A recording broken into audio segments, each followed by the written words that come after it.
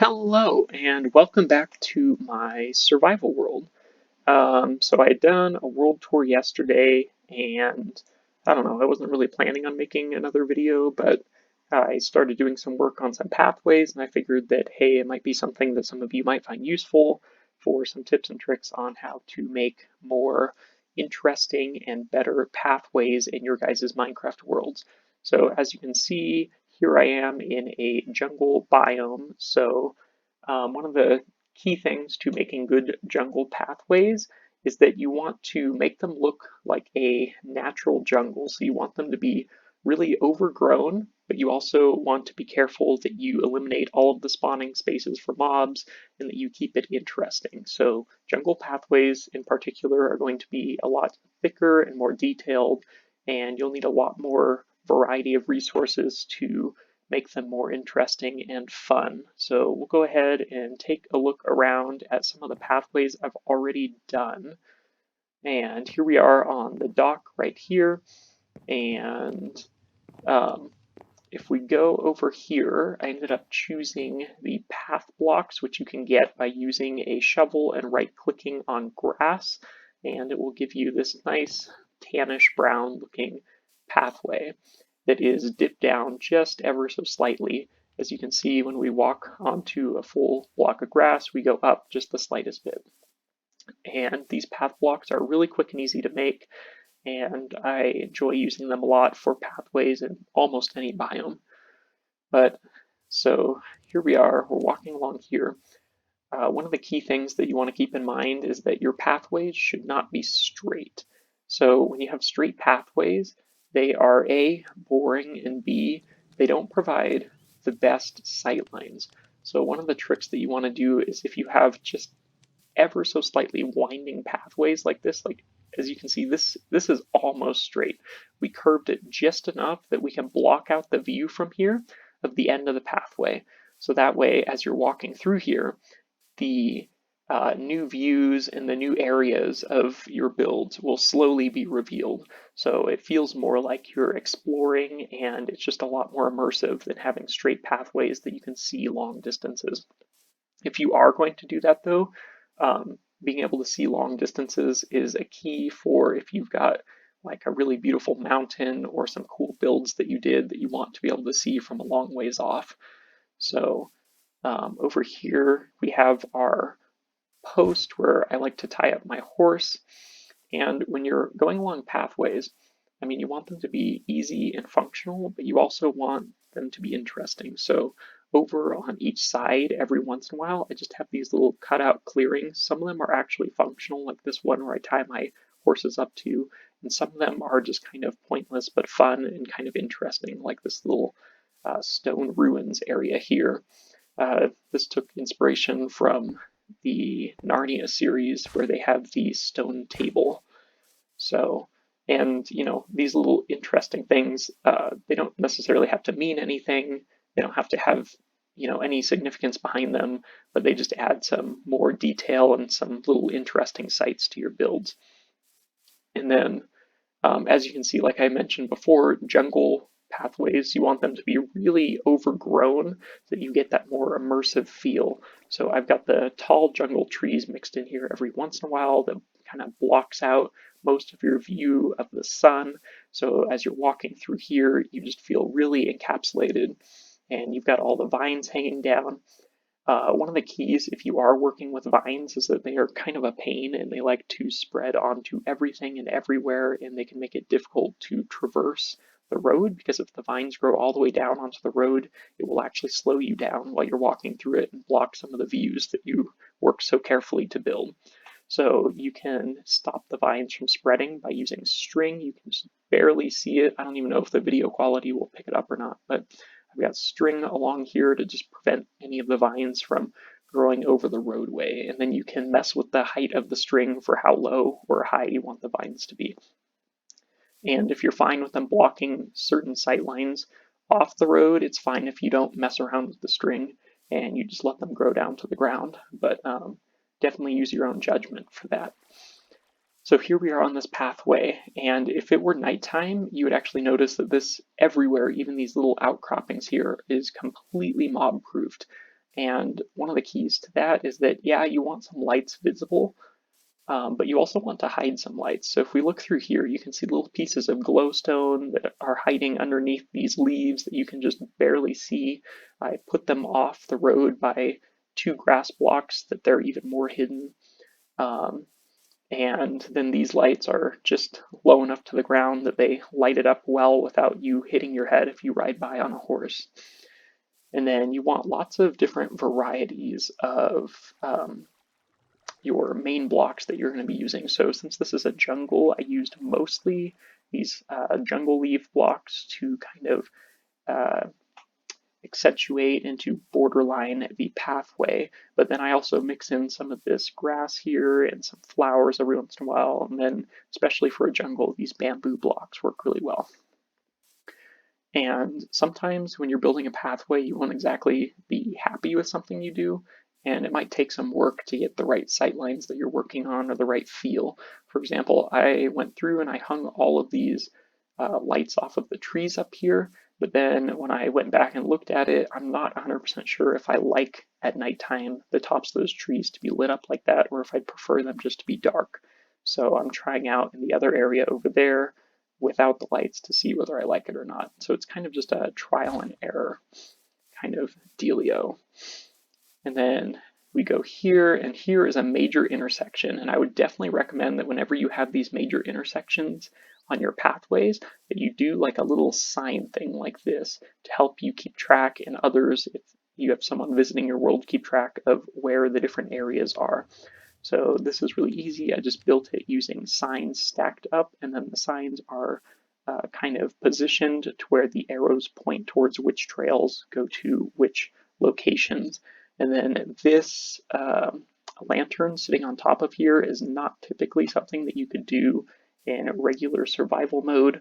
All of this stuff, all the resources were collected in survival mode, but personally, I like building more, so every once in a while when there's something that I can't do in survival mode, I'll pop into creative mode just to build something like this using the debug stick, which I can show you guys in a separate video if you're interested in learning more.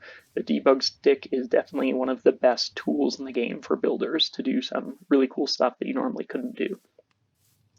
So yeah, this is this little intersection here, and it's really easy to see where you need to go. Unfortunately, obviously, these signs, you can't see on the back side of them anything. So the key when you're putting one of these up is to put it up in the location that people are most likely to come from, or that they'll be coming from most often. For me, since this is my home tree right here where I've got all my resources and stuff, and I think this is also where the world spawn is, or where I set the world spawn to. Anyone that came into this world would spawn and walk out here and be able to easily see what direction they're going. So we'll go along here. As you can see, I've got another little interesting outcropping right there with just this little smoke going up to add some more variety to this build. Going through here, this zone is currently under construction, so I've got it blocked off. I'm saving this because this is where I actually transport my villagers from the top of the tree down through a little hole that I've got in the ground right here to the villager trading hall. So this area will eventually be fleshed out with some sort of an interesting build there. But moving along to here, as you can see, this is an area where I ran out of string recently, so the road is a little bit overgrown, but you can see you can just kind of pick out what height you want the vines to be. You can just put the string down like that and like so.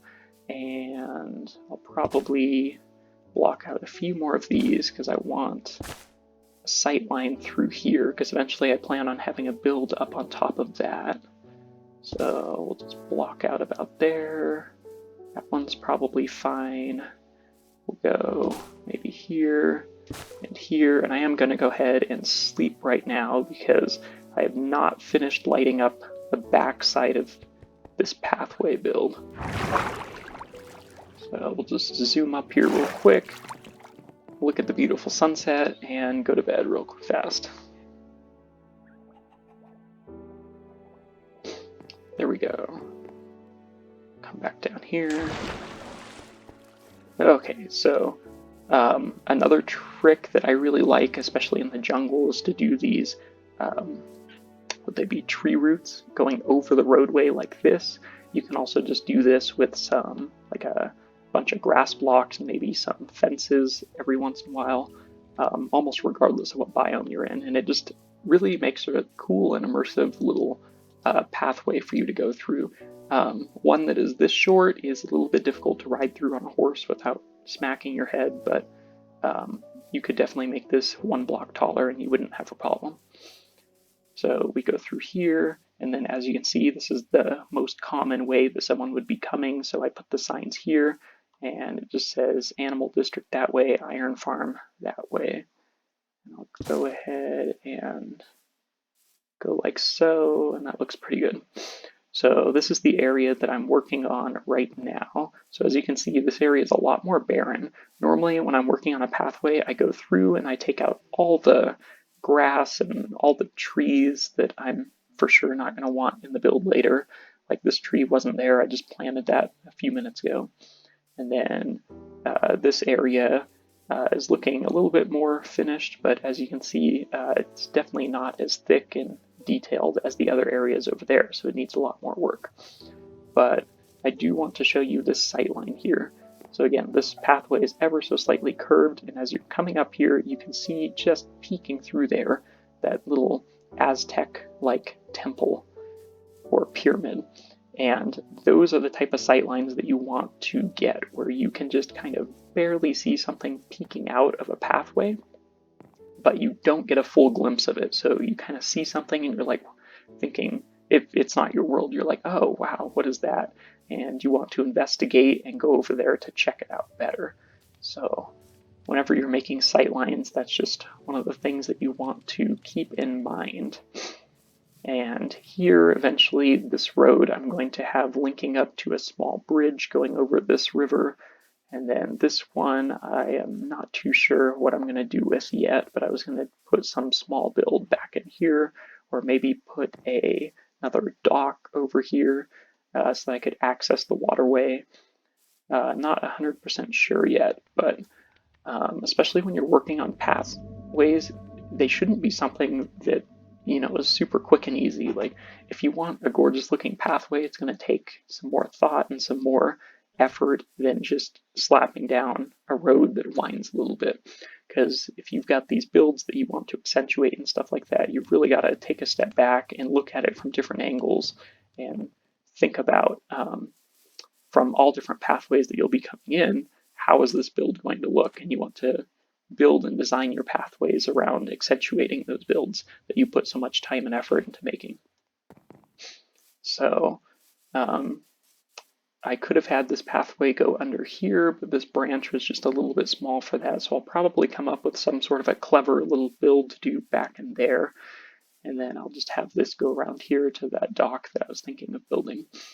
And I could have a little walkway going over this tree branch here, but I don't think I will end up doing that. So as you can see, to build these pathways, I've actually got a lot of different resources that I'm working with.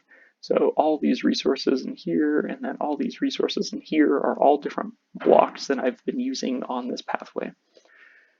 So one of the first things that you want to do is to pick out a build palette, which is basically a selection of blocks that you plan on using. That selection of blocks should have several main blocks that you're going to use. For example, my main blocks would be these spruce slabs for the steps and the pathway blocks. And then I would probably consider these leaf blocks as another key one. And then these light fixtures are pretty much universal. They all look close to the same. So then I need the blocks for those. And then after you've got your key blocks, you want to come up with a more comprehensive palette for your accent blocks. So like if we're looking through one of the areas that I've fleshed out a little bit better, my accent blocks in this walkway would be like the flowers, the melons, the bamboo, the different tall flower blocks, and yeah, and then the little stone ruins like I did over here. So those would be like my accent blocks where you create your little interesting sites. And some of these accent blocks will just be kind of strewn all the way throughout the pathway, and then other accent blocks, such as the stone bricks, you want to only use in large quantities in interesting locations so that you don't see them all over the place. So, for example, like you see these little stone bricks every once in a while along the pathway for the bases of these, but you don't see them in any large quantities until you see like this pyramid or those stone ruins over there, so they really draw your attention to them since you don't use those blocks that often. Or like the campfires, I've only got one campfire over there, and then I've got another one over here. So those are definitely accented and draw your attention to them as you're going along the pathway. So I think that will probably just about do it for the tips and tricks. I can show you real quick a little bit of my build process. Spend just a few minutes doing that. Right here, I had wanted to do something to block this sight line a little bit better. I tried growing a tree, but it wasn't really a height that I was happy with. So I'm definitely not happy with that height either. I want something preferably that is several blocks tall so that you can kind of see a little bit of that pyramid, but it blocks your overall view of it. Let's see if I'll get some shears out.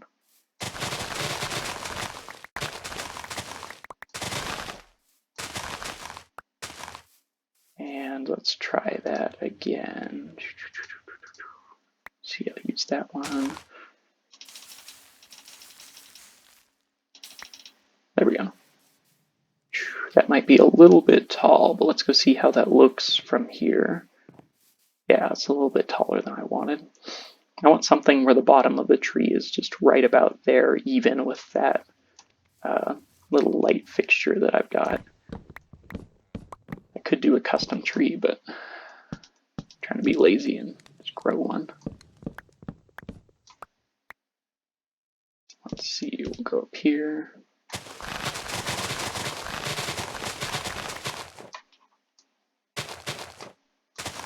Probably good enough.